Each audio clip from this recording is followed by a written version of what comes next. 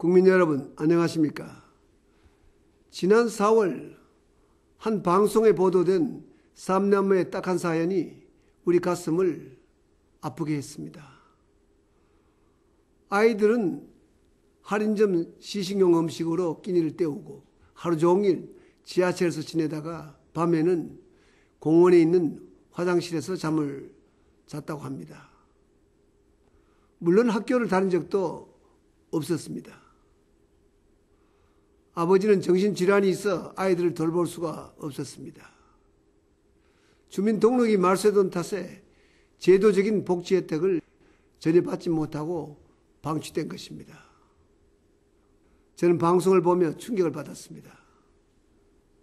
즉시 이와 같이 복지 사각지대에 있는 사람들을 찾도록 보건복지부에 지시를 했습니다. 현장을 확인한 결과 2만 4천여 명이나 되는 많은 분들을 찾아냈습니다. 그 가운데 절반 이상은 장애인과 노인, 아동 등 스스로를 보호하기 힘든 취약계층이었습니다. 그간 이렇게 많은 분들이 복지제도의 영역 바깥에 있었다는 것은 우리 사회의 큰 명점이 아닐 수가 없습니다. 그나마 장마철 전에 이분들을 찾아내서 대책을 세우게 된 것만도 정말 다행스러운 일입니다. 이분들 사연 하나하나가 참으로 안타깝고 가슴 아픈 것이었습니다. 경기 하남의 17세 청소년은 양친이 사고와 병으로 사망한 뒤 사촌 형과 거동이 어려운 할머니와 함께 살고 있었습니다. 사촌 형의 아르바이트 수입으로 겨우 생계를 꾸려가고 있었습니다. 이웃들의 제보로 찾아갔을 때 이 소년은 제대로 먹지도 입지도 못한 상태였습니다. 우선 이 가구에 식품을 지원하고 소년이 중단했던 학업을 계속할 수 있도록 했습니다. 또한 복지재단의 정기 후원과 함께 사촌형도 일자리를 가질 수 있게 했습니다. 결혼 이주 여성의 안타까운 사연도 있었습니다. 충북 진천에서 가정을 꾸렸던 한 여성은 남편과 사별한 뒤 빈집에서 갓난아이와 함께 굶주리고 있었습니다. 새마을 부녀 지도자와 이장이 안타까운 형편을 알려왔습니다.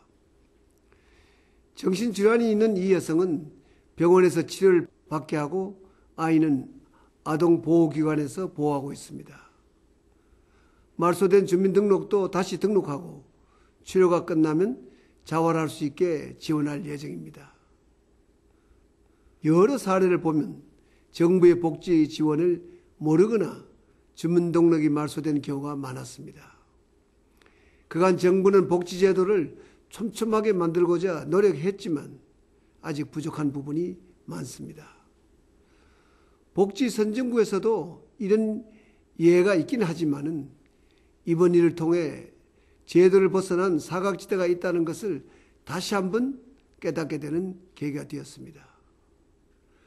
복지 혜택이 가장 시급한 분은 인간다운 삶을 위한 최소한의 기반도 없이 벼랑 끝에 서 있는 분들이었습니다. 모든 국민들이 이 같은 복지 혜택을 누리는 것이 이상적이겠습니다마는 그 이전에 이런 분들부터 먼저 지원해야 합니다.